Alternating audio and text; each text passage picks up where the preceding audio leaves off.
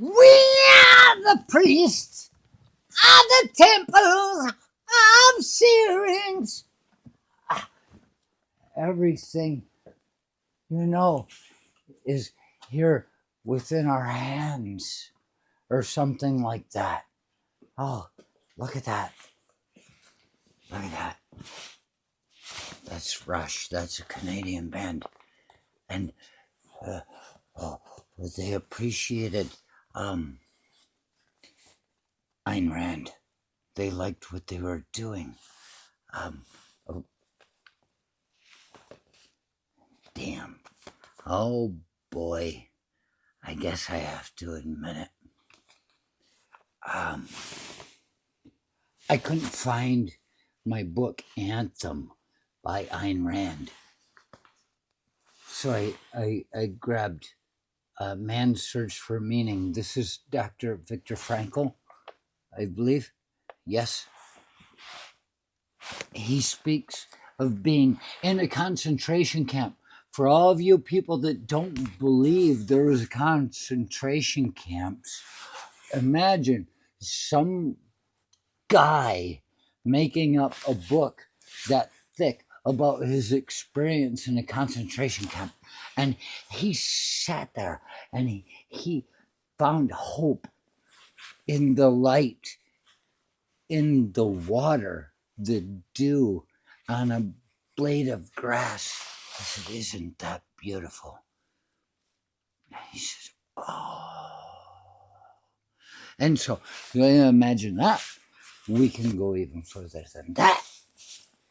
We can go to Robert Heinlein, who wrote Stranger in a Strange Land, where as the hero in the story, the protagonist, he's lying there dying.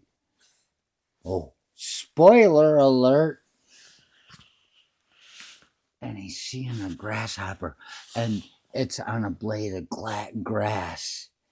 Somehow grass has everything to do with everything.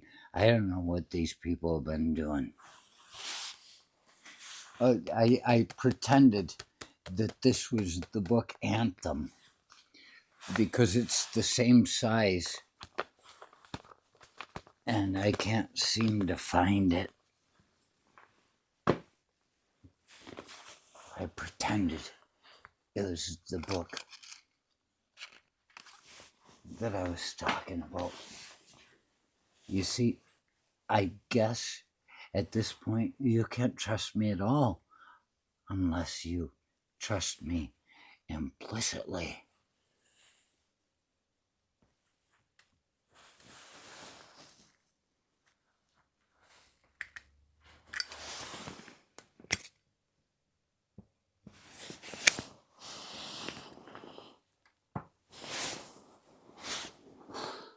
So you have to ask ask yourself, why is it that I faked a book just so that I could have something to have as a prop?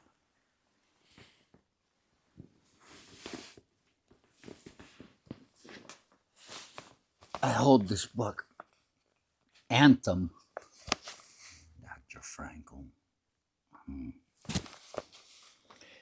I hold this book because within it, the dude that is the protagonist in the story, he's down in some hole and he finds a way to make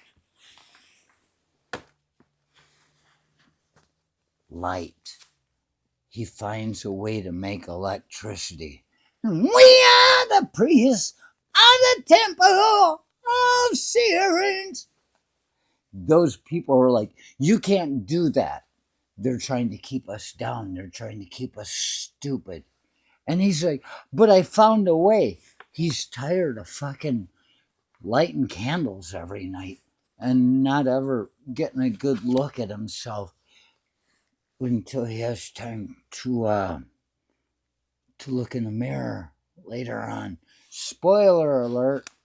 And realize that he is a person These people have been telling him he's not a person all this time. You just go out in the fucking fields. Out here in the fields, I fight for my meals.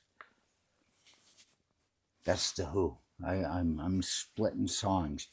People talk about splitting metaphors. I do that same thing with songs sometimes.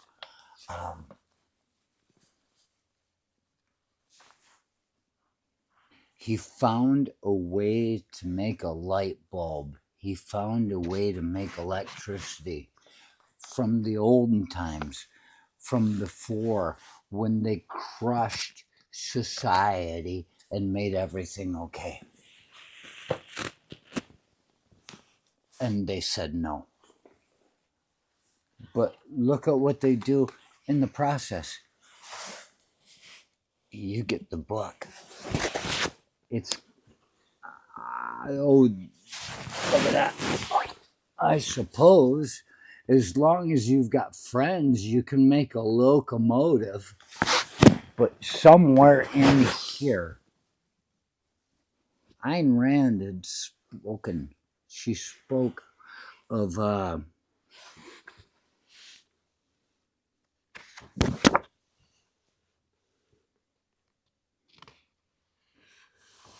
how they're dragging us all down.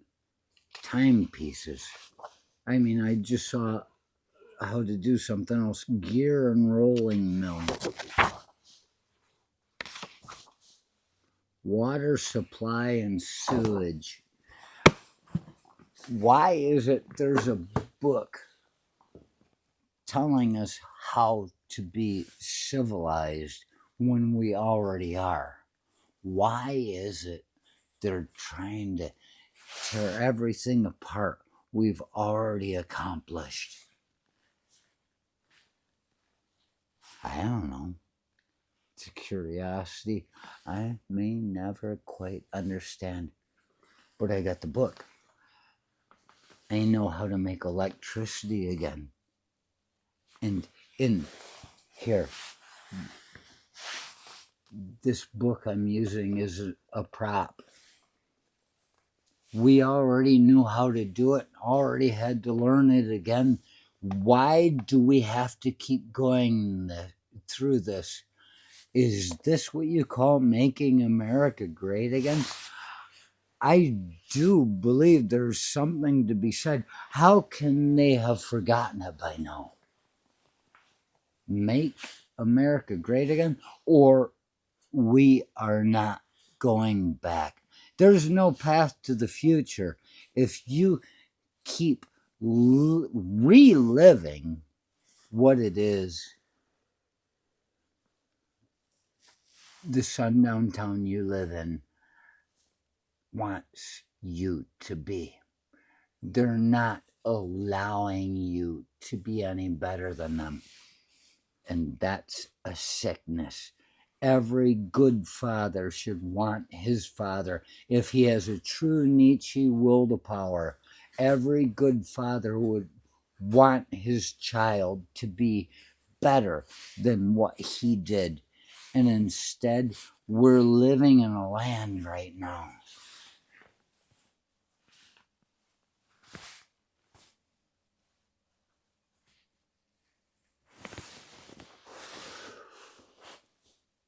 where they want us to be less than or equal to them.